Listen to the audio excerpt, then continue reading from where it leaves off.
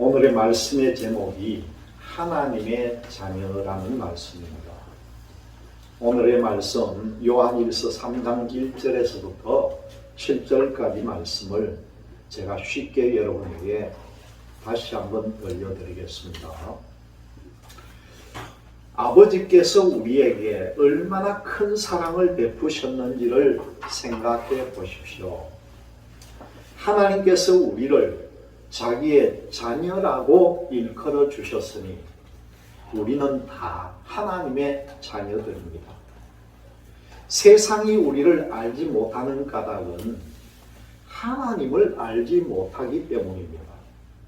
사랑하는 여러분, 이제 우리는 하나님의 자녀들입니다. 앞으로 우리가 어떻게 될지는 아직까지 밝혀지지 않았지만은 그리스도께서 나타나시면 우리도 그와 같이 될 것인 걸 알게 되었습니다. 그때 이런 소망을 두는 사람은 누구나 그가 깨끗하신 것과 같이 자기를 깨끗하게 합니다. 죄를 짓는 사람마다 불법을 행하는 사람들입니다. 죄는 곧 불법입니다. 여러분이 아는 대로 그리스도께서는 죄를 없애려고 나타나셨습니다. 그리스도는 죄가 없는 분입니다. 그러므로 그리스도 안에 머물러 있는 사람마다 죄를 짓지 않습니다. 죄를 짓는 사람마다 그를 보지도 못한 사람이고 알지도 못한 사람입니다. 자녀가 된 여러분, 아무에게도 미혹을 당하지 마십시오. 의를 행하는 사람은 하나님이 의로우신 것과 같이 의롭습니다. 여러분, 이 오늘 본문에 부활 자체가 언급되어 있지는 않지만은 그 부활의 능력을 힘입어 사는 성도들의 모습과 우리가 지향해야 할 바는요, 명확하게 제시가 됩니다. 우리는 지금도 하나님의 자녀이고 장래에도 하나님의 자녀라는 거예요. 이 모든 것은 부활이 있었기 때문에 가능하다는 거죠. 근본적으로 하나님의 사랑이 얼마나 큰지 우리는 성도로 부름을 받아 살게 됩니다. 이 성도들은요, 더 이상 옛 모습으로 세상의 죄와 어울려 살 수는 없다는 거죠. 우리는 주님을 따라 깨끗하게 살아야 합니다. 내적으로는 이런 자기의 정결함을 유지하되 바깥으로는 타인에게도 죄를 범하지 말아야 합니다. 주님이 의로우시기 때문에 우리도 의롭게 살아야 한다는 거죠. 오늘 본문 말씀을 몇 군데를 분석을 하면은요, 제일 먼저 1절 말씀에 그 상반절에 뭡니까? 아버지께서 어떠한 사랑을 할 때 이 어떠한 사랑이라는 것은 참으로 크고 놀라운 사랑이라는 거죠. 원래 이 어떠한이라고 하는 이 어원은요, 어떤 종류 그런 뜻인데 이 신약에서는 놀라움을 표현할 때 많이 사용되는 단어라는 겁니다.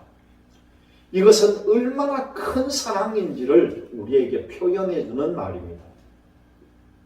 그리고 그 중반절에 보니까 하나님의 자녀라 하는 이 자녀라는 말이 나오는데 왜 우리가 자녀가 됩니까?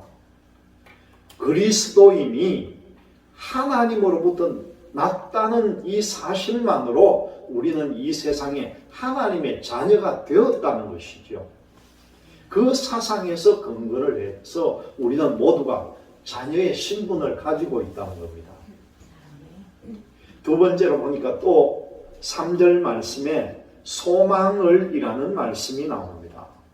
주를 향하여 이 소망을 가진 자, 이 소망을 나오는데 이 소망은요, 바라는 것을 의미하는 그런 뜻인데 현재보다도 더 나은 미래에 이루어질 것을 바란다는 거죠. 장래에 어떻게 될지에 대한 기대로 인해서 이는 미래에 바라보는 것들을 가르쳐 준다는 겁니다. 그런데 이런 미래의 소망을 가진 사람마다 지금 자기를 깨끗하게 해야 된다는 거예요. 2절 말씀 내용을 보면은요, 주님의 재림하신다는 뜻이 나옵니다. 그렇기 때문에 우리는 주님의 재림을 맞이하기 위한 우리 자신을 깨끗하게 준비를 해야 된다는 거죠. 그리고 4절 말씀에 보니까 상반절에 죄를 짓는 자마다 하는 말씀이 나옵니다. 하나님은 죄를 짓는 인간을요, 다시 되돌리신다는 거예요.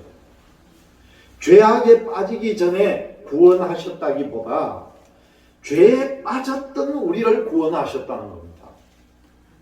문제는 죄를 짓는 자마다 불법을 행한 것이라는 사실을 정작 인간들이 깨닫지 못하는 데 있다는 거죠. 죄를 짓고도 깨닫지를 못한다는 겁니다. 이 죄를 짓는 것은 하나님의 법을 어기는 것입니다. 예수님의 성육신을 부정함으로 인해서 그 계명과 율법을 어기는 자들이 있습니다. 이 사람들이 바로 죄를 짓는 사람들이죠.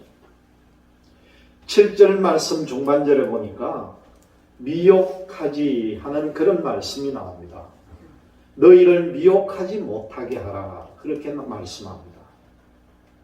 여러분, 사탄은요, 언제든지 우리를 유혹할 준비를 하고 있습니다.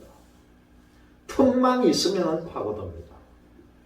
아무리 우리를 미혹하지 못하게 하신다는 말씀은 사탄의 힘이 아무리 세다고 해도 하나님께서 허락하지 않으시면 어떤 것도 못하는 데에 근거를 두고 있다는 거죠. 당시에 미혹당한 사람들은요, 이방신이나 그릇된 가르침에 빠져있던 사람들입니다. 특히 이 시대의 영지주의를 포함해서 교회의 성도들을 유혹하려는 손길이 너무나 많았다는 것을 우리에게 가르쳐 줍니다. 지난번에도 영지주의에 대해서 말씀드렸습니다. 이 시대에 신약 성경을 통해서 보면은 이 영지주의자들이 우리 성도들과 대결하려고 했던 흔적들을 곳곳에서 볼 수가 있다는 거죠. 이 영지주의자들은 2세기 때에 최고의 절정을 이루고 사라졌습니다. 여러분, 영지라고 하는 이 한문으로 쓰여진 영지라는 뜻이 뭡니까? 우리 말로 하면 인식한다는 거예요. 인식한다는 뜻입니다. 앞으로도 자주 이 영지주의라는 말이 나오는데, 여러분들이 영지라고 하면 인식하는 거다, 그렇게 알고 있으면 됩니다. 구원에 대한 인식이죠. 이 영지주의자들이 특별히 보면은요, 그리스 철학이라든가 아니면은 동양의 어떤 종교적인 철학을 서로 혼합을 시켜서 자기들이 만드는 주의입니다. 그래서 이 사람들은 예수님은 부정을 하지만요, 하나님의 존재는 주장을 하는 사람들이에요. 그리스도의 죽음과 부활의 의미를 부정하는 자들입니다. 그러니까 우리 성도들과는 충돌이 있을 수밖에 없었던 것이죠. 오늘 본문 말씀을 좀 더 신학적인 내용에 우리가 들어가 보면은요, 우리를 자녀 삼아주신 하나님이라는 겁니다. 하나님께서는 우리를 사랑을 해주셨습니다. 그리고 자녀로 삼아주셨다는 거죠. 우리를 자녀로 삼으시기 위해서 하나님은 자신의 독생자까지도 십자가에 내주신 분입니다. 이런 아픔을 감내하시면서까지 우리를 자녀로 삼았다는 거예요. 얼마나 지극한 사랑입니까? 그리고 이를 깨달은 사람만이 하나님의 참된 자녀가 되는 권리를 누린다는 겁니다. 두 번째로 보니까요, 자녀의 신분을 유지하게 했다는 거예요. 자녀로 삼아주신 하나님은 죄를 미워하신다는 거죠. 그 죄가 없으신 아들을 보내시기까지 우리를 사랑하셨으니 우리도 그에 상응하는 모습을 하나님께서는 갖기를 원하신다는 거예요. 하나님이 원하시는 일을 행할 때에야 그때 우리는 자녀라고 하는 부르심을 받는다는 사실입니다. 세 번째로 보니까요, 범죄하지 않는 것이 아니라 범죄하지 못하는 것이라는 거죠. 하나님께로부터 난 사람들은 죄를 짓지 않는 것이 아니라는 거예요. 물론 오늘의 본문처럼 엄밀히 말하면은 죄를 짓지 않아야 한다는 거죠. 하나님의 씨가 그 안에 거하기 때문에 짓지 못하는 단계까지 올라가야 한다는 겁니다. 성령님이 아닌 마귀의 인도함을 받으면은 그 하는 행동마다 죄가 됩니다. 성령님의 온전한 인도를 매 순간 받는다면은 어떻게 우리가 죄를 지을 수 있을까 하는 것이죠. 네 번째로 보니까요, 하나님의 법도 사랑에 근거한 법이라는 거예요. 하나님은 우리를 사랑하시기 때문에 우리에게 율법을 주셨습니다. 죄를 깨닫기를 원하시기에 법을 우리에게 만들어 주신 거지요. 그 계명을 순종할 때에 세상에 빠지지 않고 복을 받게 하셨다는 겁니다. 따라서 그 법은 우리를 미워하고 우리를 강제하기 위해서 만드신 것이 아니라 그 율법마저도 우리를 사랑하는 데 근거를 두고 주님은 우리에게 주셨다는 거죠. 3절 말씀에 보니까요, 이 소망을 가진 자마다 그런 말씀이 나옵니다. 이 소망이 뭡니까? 재림에 대한 소망이죠. 예수님께서 이 땅에 재림할 소망을 가진 것입니다. 소망을 갖는 것이 먼저라는 거예요. 소망은 언젠가 다시 오실 주님을 뵙게 되는 소망입니다. 이 소망이 있어야만이 우리가 자녀가 되고, 자녀가 되면은요, 우리는 깨끗함을 사모하게 된다는 사실입니다. 그 3절 말씀에 연이어서 그의 깨끗하심과 같이 자기를 깨끗하게, 그런 말씀이 나옵니다. 여러분, 스스로를 깨끗하게 해야 한다는 것이죠. 그것이 바로 하나님께서 원하시는 우리의 상태라는 겁니다. 요한계시록 22장 14절 말씀을 보면요, 자기 두루마리를 빠는 자는 복이 있다, 그런 말씀이 나옵니다. 마지막 때에 우리들은요, 우리의 이 더러워진 두루마기를 깨끗하게 빨아야 한다는 거예요. 그냥 두루마기라고 하니까 그 눈에 보이는 있는 두루마기로 생각하지 마시기를 바랍니다. 우리의 속성과 우리의 모든 죄를 두루마기를 빨듯이 깨끗하게 빨아야만이 하나님의 잔치에 들어갈 수가 있다는 거예요.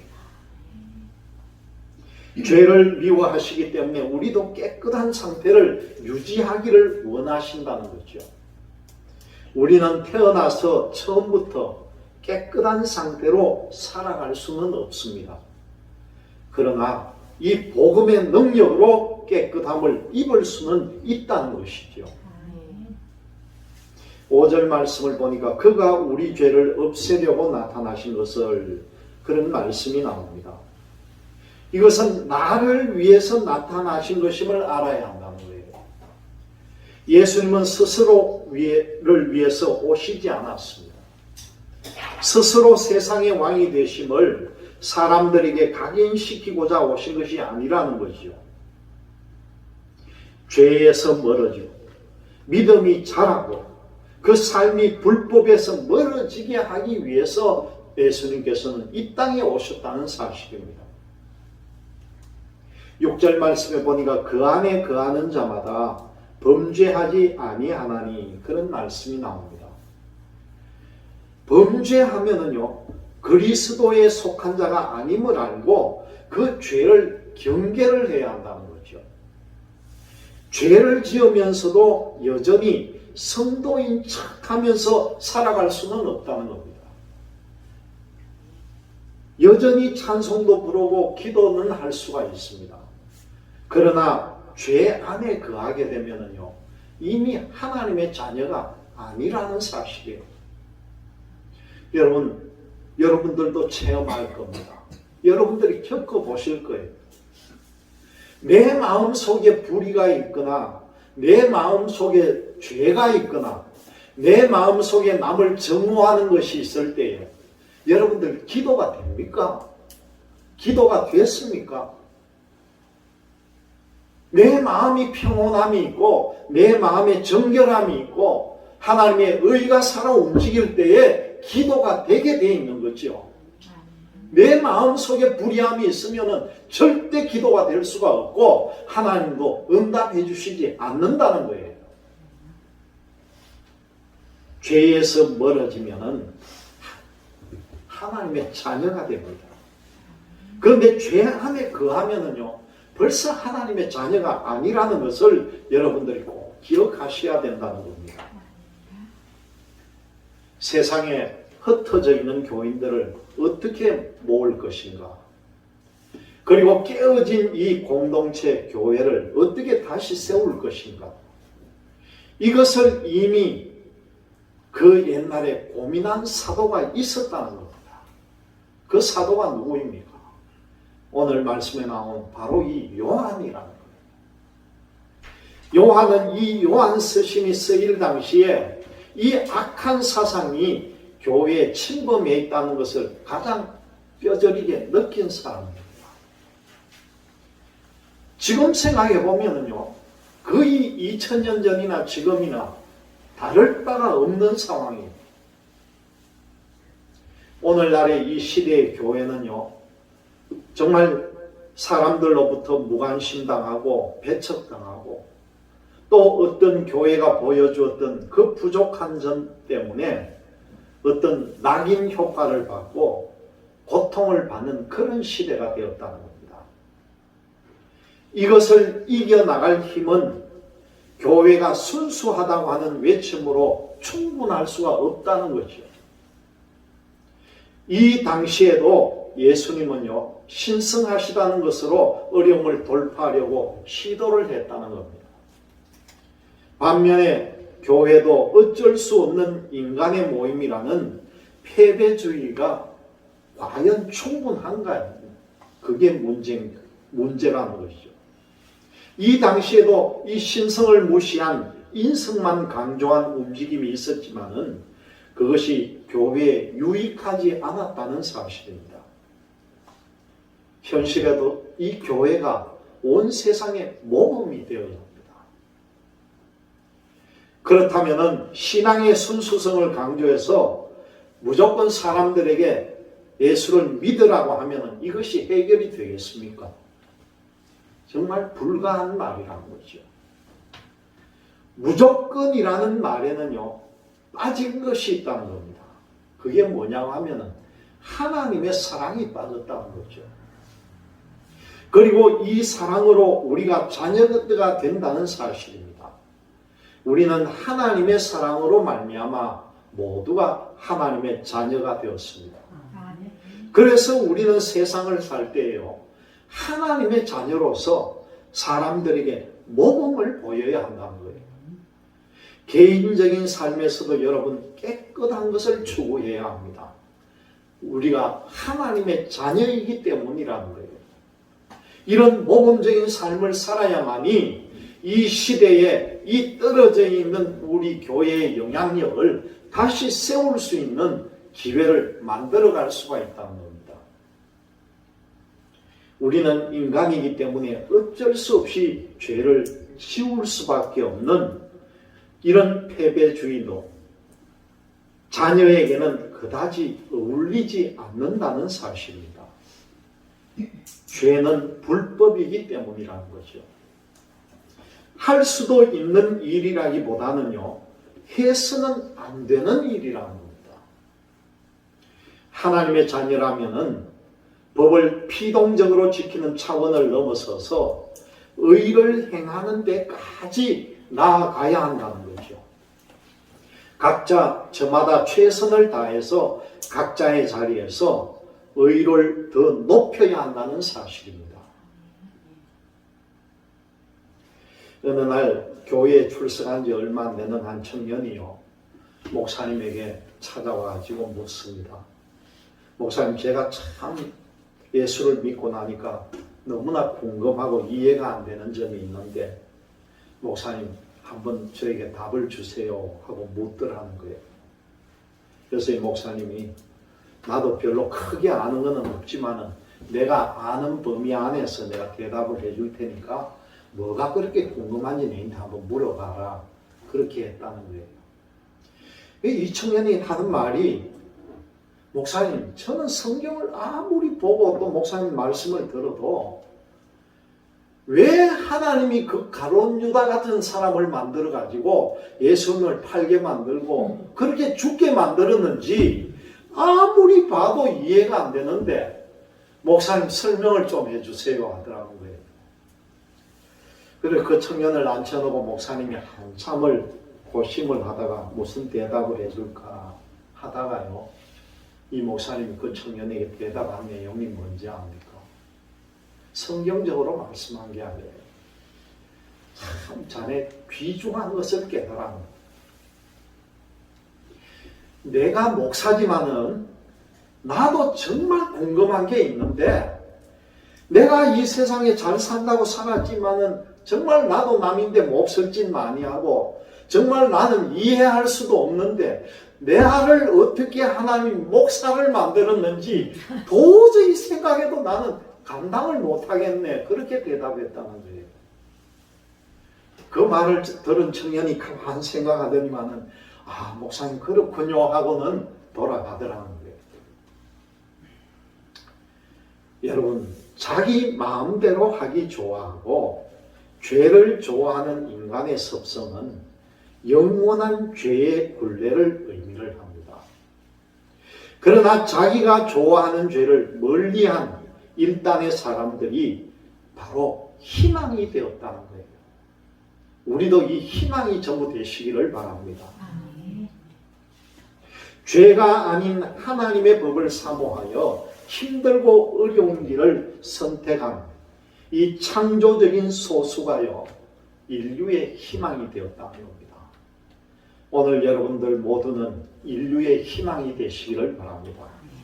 하나님의 자녀로 정말 한 점도 부끄러움 없이 우리의 모든 죄를 깨끗하게 소멸시키고 하나님의 자녀로 정말 담대하게 살아갈 수 있기를 주님의 이름으로 기원드립니다. 기도하겠습니다.